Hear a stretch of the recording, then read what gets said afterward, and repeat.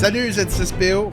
Aujourd'hui, je reviens d'un événement incroyable. Parenthèse avant de commencer. Je suis allé à la boutique Awesome. Nous sommes mardi soir. Et il y avait 18 joueurs, je pense. Je vais essayer de trouver des photos lorsqu'elles seront disponibles en ligne là, sur le Facebook de la boutique. À Saint-Hubert, sur la rive-sud de Montréal. 18 joueurs, c'était pas un tournoi. Je m'attendais à avoir 5-6 joueurs avec espoir pour pouvoir jouer. J'avais 2 heures pour jouer ce soir. 18 joueurs qui se pointent. Dans le fond, tu achètes un paquet pour l'activité, dans le fond, de juste simplement jouer.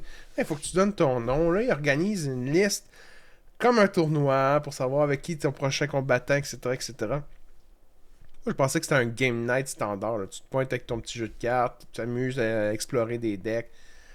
On n'a pas donné nos listes, etc. Mais de cartes, justement, pour pas changer entre. Mais moi, j'ai gardé le même tout de même. Là. J'ai joué Boba double jaune. Je voulais l'essayer. J'ai réussi en fin de semaine à piger dans un paquet Conning, la carte légendaire, foliée. Donc, j'étais très content. J'en avais déjà... j'avais déjà pensé le jouer avec Boba Fett. J'avais déjà joué en ligne sur TTS, le double jaune. Je l'avais trouvé quand même intéressant. C'est mon genre de jeu, je pense. J'aime beaucoup jouer les Jedi avec plein de sabre laser puis de pouvoir de la force, là, mais on n'est pas encore là, je pense, dans le jeu avec Étincelle de Rébellion, Spark of Rebellion. Mais le Conning, le double jaune Conning, j'ai aussi joué l'espèce de Bounty Hunter aussi jaune. Qui, quand tu joues ta carte, tu remets un adversaire sa carte dans sa main. Donc ça aussi, c'est très bon pour le contrôle. J'ai aimé ça le jouer. J'arrive là-bas, le monde se pointe 18. Des joueurs que j'ai vus à Belleuil, des joueurs que j'ai vus dans d'autres villes. À Montréal, à l'époque de Destiny, je me suis souvenu après qu'il me l'ait dit. Des joueurs qui jouaient au Valet de Cœur à l'époque, à Destiny. Donc, grosse communauté. On voit que le jeu est en santé. Ça fait même pas 3 semaines. La salle, la boutique est remplie de joueurs. Tout le monde se parle, tout le monde est sympathique. Tout le monde est vraiment, je pense, impliqué dans le jeu parce qu'on parle de cartes, de mémoire. On est quand même bon pour la plupart. Donc, je crois que c'était chercher une grosse partie de la communauté et de Star Wars et de TCG, les Table Card Games, des cartes de collection de jeux comme Pokémon, Magic et autres. Je pense que les communautés de cartes se sont intéressées à Destiny, se sont rendus compte que c'était vraiment bon finalement, mieux peut-être que l'Orcana dans certains styles de jeu, ça dépend quel genre de jeu de cartes vous aimez, mais quand même, plus stratégique du moins, je pense, pour avoir joué un peu à l'Orcana, je suis vraiment un débutant, je ne peux pas explorer tant le jeu, mais quand même, c'est l'impression que ça me l'a laissé. Donc j'ai l'impression que la communauté se rassemble actuellement et elle est grosse. Destiny avait jamais réussi à faire ça dans l'ancien jeu FFG. Jamais autant de joueurs que ça, surtout sur la rive sud de Montréal, un mardi soir. C'était comme un événement de fin de semaine. C'était extraordinaire. Très très heureux de voir cette communauté grossir aussi rapidement, de voir l'engouement pour le jeu. Ça regarde très bien pour Unlimited. Je suis content de m'être investi dès le début. C'est sûr qu'avec ce qui est arrivé avec Destiny, plusieurs ont eu des doutes au début. Beaucoup de fournisseurs, d'ailleurs, ont eu des doutes pour ne pas être des fournisseurs officiels dus aux échecs précédents des jeux de cartes FFG. Mais là, ça a décollé en Lyon. Je pense plus que jamais. Donc, je suis très confiant. C'est sûr que ça dépend des régions dans lesquelles vous habitez au Québec. Mais autour de Montréal, surtout sur la Rive-Sud, là, ça bouge beaucoup. Écrivez-moi en commentaire les régions dans lesquelles vous habitez, les boutiques sinon dans lesquelles vous jouez, puis à quoi ressemblent vos communautés, le nombre de personnes qui peuvent se retrouver comme ça un jour, un soir de semaine, un soir de semaine. Puis à quoi ça ressemble ces ambiances-là, pour voir un peu tenter le pouls de la communauté à travers le Québec. J'ai vu quelques posts, là, quelques publications sur Unlimited Québec. J'ai vu que ça bougeait un peu de ce côté-là aussi. Il semble avoir de l'action. Donc, le monde de Québec, là, écrivez-nous pour me dire aussi à quoi ça ressemble de votre côté. Moi, je pense qu'il y a une communauté à construire à travers tout le Québec avec ce jeu-là. Puis, je suis très content. Parenthèse fermée. Deux paquets à ouvrir ce soir. Donc, le Weekly Play, 3 cartes booster. Ce sont des cartes uniques dans ce format qu'on peut retrouver dans ces paquets noirs. Hein. C'est très différent des paquets de... Et là, c'est des paquets de plastique, contrairement aux paquets des boosters standards qui sont des paquets de plus de papier un peu. Lui, c'est vraiment plastique. 3 cartes seulement. Il me semble que ce sont des cartes foliées avec des arts alternatives aussi. Il y en a un certain nombre. Je ne suis pas encore allé fouiller pour voir c'est quoi les possibilités parce que je voulais le découvrir en live avec vous, du moins en vidéo, pour tout de suite avoir mon impression à froid.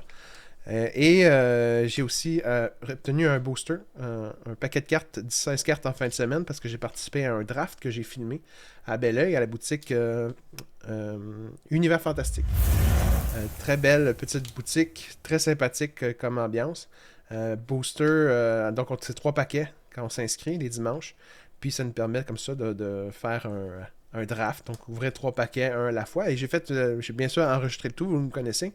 Et je vais vous présenter sur la chaîne, si ce n'est pas déjà fait, ça s'en vient, pour montrer comment ça fonctionne, le draft, c'est quoi les stratégies possibles, comment on se sépare les cartes en plusieurs joueurs. Et ça m'a permis d'avoir 3 paquets pour le jeu. Et parce que j'ai terminé deuxième ou troisième, j'ai eu un paquet. Je vais ouvrir le paquet.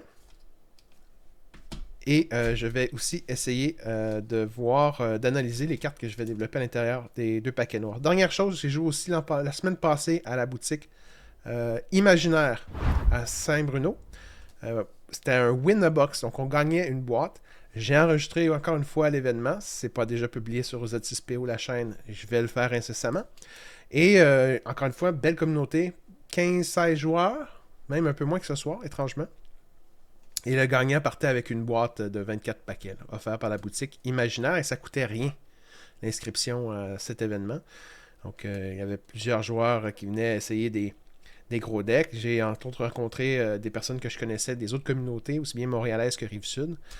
C'est Marc-Antoine qui a finalement gagné. Marc-André qui a même nom que moi en plus. Marc-André qui a finalement gagné l'événement. Grosse finale. Je vais en parler dans la vidéo que je vais publier. Et voilà. Donc, communauté en forme sur la Rive-Sud de Montréal. Plusieurs boutiques qui offrent des événements. Je vais commencer à ouvrir les paquets noirs et je vais finir par le paquet parce que c'est rare de plus en plus d'en trouver. Donc, ça va vous permettre aussi de voir qu'est-ce que j'ai pu enfin. Est-ce que je vais l'avoir, obtenir ma Vador? Les chances sont extrêmement minces vu que j'ai juste un paquet, mais bon. Certains diront un showcase. Un showcase, c'est cartes d'or alternatives qui sont extrêmement rares, moins d'1% de chance de l'obtenir et qui valent leur pesant d'or en ligne sur Internet en revente pour les collectionneurs. Sans plus tarder, premier paquet de Weekly Play 3 Card Booster Unlimited Spark of Rebellion. À quoi ça ressemble ici?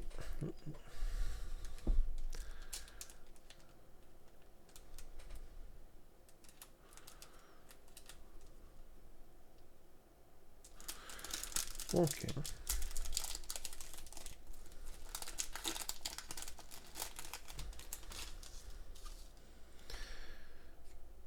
I Am Your Father. Ah, c'est ça, c'est des cartes aussi qui sont disponibles seulement dans le 2-player kit, donc des cartes qui normalement ne sont pas accessibles autrement. Ils sont accessibles dans ces paquets-là. Ils ne sont pas tous foilés, finalement. Admiral Moti, encore une fois, disponible dans le 2-player set. En hyperespace, les deux.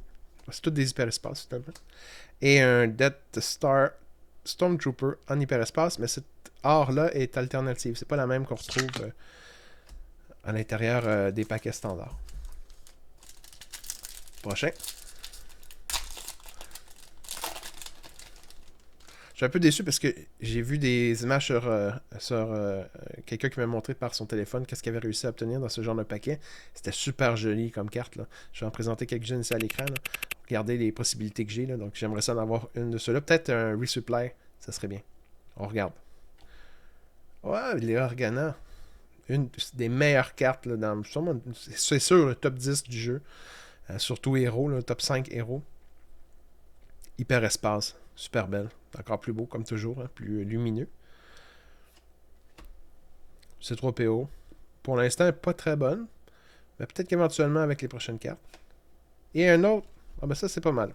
J'ai pas de resupply, mais j'ai 2 Death Star Stormtroopers. Voilà.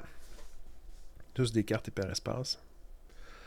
Comme Léa, seulement disponible dans le 2-player set. Alors rapidement ici, j'ouvre un autre paquet que j'ai reçu dernièrement, tant qu'à la mettre dans la vidéo. Bossk, en jaune. Admiral Moti. Et I Am Your Father. Bien sûr, Bossk, qui est une carte bien jouée. J'aime l'art C'est sûr que je vais l'utiliser dans les jaunes actuels vilains. J'ai aussi reçu dernièrement un paquet dans un événement, donc je l'ouvre dans cette vidéo. Hyperespace Moto.